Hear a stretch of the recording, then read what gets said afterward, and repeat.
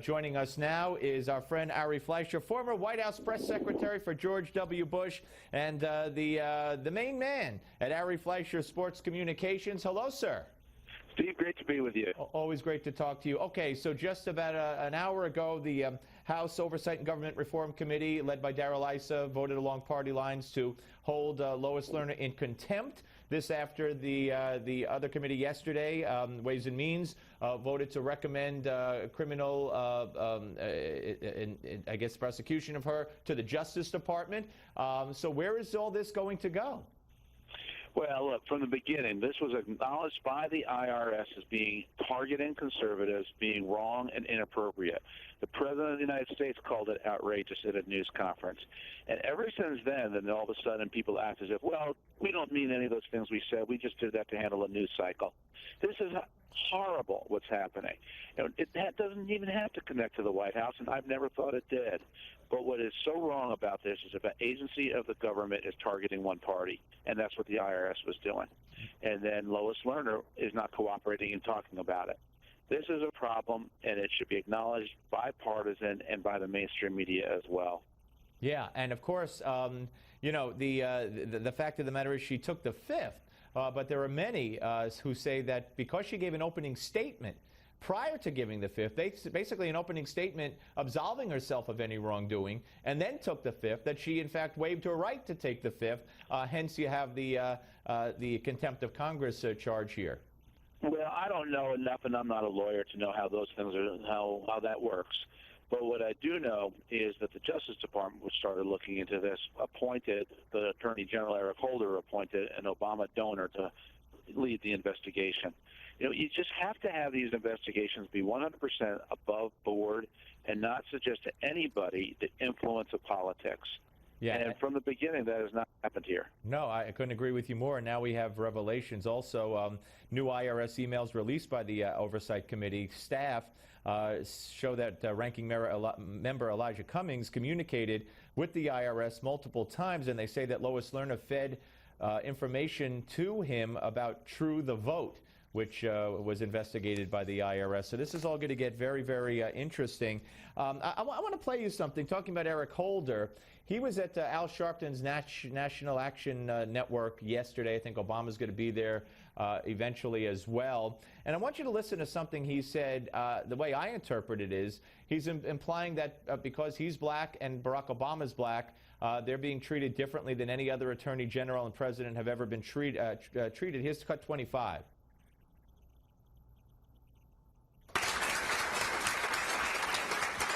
I am pleased to note that the last 5 years have been defined by significant strides and by lasting reforms, even in the face of unprecedented, unwarranted, ugly, and divisive adversity.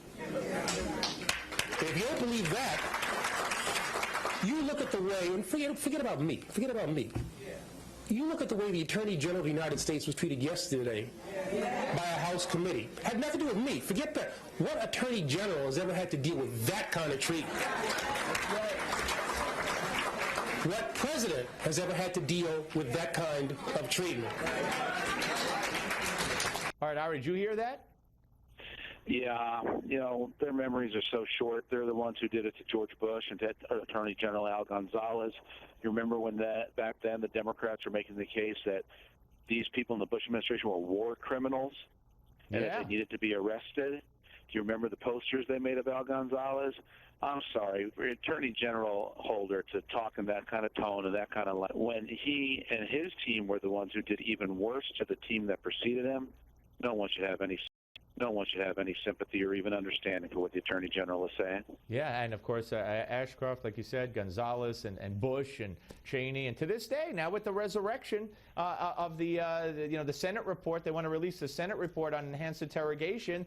I've already heard Bush and Cheney referred to as un-American. And that's right, un-American. So, you know, it's just you would hope that people, when they get into high elective office like that, can lift people up instead of jumping directly into the pit with the worst partisans that both parties have. But you don't want an attorney general to be playing that game, and he does. And it's why people have lost faith in government, Steve, is why people just roll their eyes when they hear what people in government are doing because they don't think they're in it for anybody other than themselves. I couldn't agree more. By the way, did you see, this is totally out of left field, but did you see the paintings, the portraits by President Bush? You know what? I was actually in Dallas with President Bush last week. I was visiting with him Tuesday, and the exhibit opened Friday. So he had a booklet with all his paintings in there, and he gave me a sneak preview of them. Yeah, they're really nice. I had no idea he had that kind of ability. I would not picture George Bush as a patient painter who could stand at an easel for a few hours a day, but he takes lessons, and he's got his own distinct style. And we did a segment on it yesterday because, of course, some on the left, a particular writer from The Guardian, it ripped him, called it Forrest Gump art, and I'm sure this guy can't draw a straight line. But I was impressed. The first painting I saw was when he gave Jay Leno a portrait of Leno, and Leno loved it, and it was great. And now they all have this little, they're very identifiable. You could tell, I don't know what to call it, but they have the Bush look, and I saw about 7 of them. We put them up on the screen yesterday, and they were very, very well done. Let me ask you about this, this war on women, which seems to be the only hope that the left has and the Democrats have to, at least in their own minds, to do anything in November at all or stave off a total landslide. And this equal pay day the other day, and women are making 77% on the dollar. I mean, chutzpah, Ari, when the White House is paying 88% on the dollar, then when they're asked to explain it, they say, well, there's a lot of stuff that goes into that number, and that's the whole argument, because it makes the whole thing moot. Because there is a lot of factors that go into it, which makes it a non-issue. But then the president goes out and talks about it as if there are no mitigating circumstances. There's a real lesson here, and that is facts, statistics, truth. The Democrats in this administration, their goal is not to launch the policy initiatives. Their goal is to do what happened in 2012, which is to bring out the base to vote by getting them excited about whatever the most divisive issues are they can imagine, even if the data doesn't show it's true. So they're going to run on social issues. They're going to do everything they can to bring young people, women, base supporters out to vote. And that means we're going to be in for a lot of politics that is divisive as opposed to the things you're supposed to do, trying to bring people together. And if they don't have those groups show up to vote in 2014, they're like... Ooh, I knew that was going to happen. I sensed it was going to happen. I hope we didn't lose Ari. We might have lost Ari, and if we lost him and can't get him back, I will wish Ari a happy Passover in absentia and in advance. And I was going to ask Ari to finish up with a big sports question. I don't know if we'll get him in time or not, but I was going to ask him, you got the Masters starting today without Tiger Woods because of injury, and I wonder if Tiger Woods will ever win another major. I don't think he will. Of course, Ari's a big sports guy, and I was going to ask him about what's surprised him in the baseball season so far. What else was I going to ask him? I was going to ask him about UConn winning the men's and women's NCAA tournament, but guess what? We will have to wait until next time to get Ari Fleischer's thoughts on the world of sports, and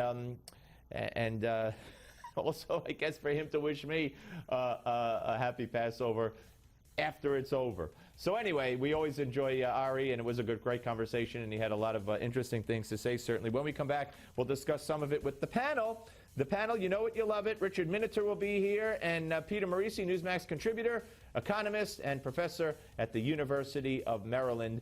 If you stay here and keep it exactly where it is, okay. Well, Ari, happy Passover, my friend. Thanks for coming on. Steve Malzberg Show. Don't go away, right here on Newsmax Television.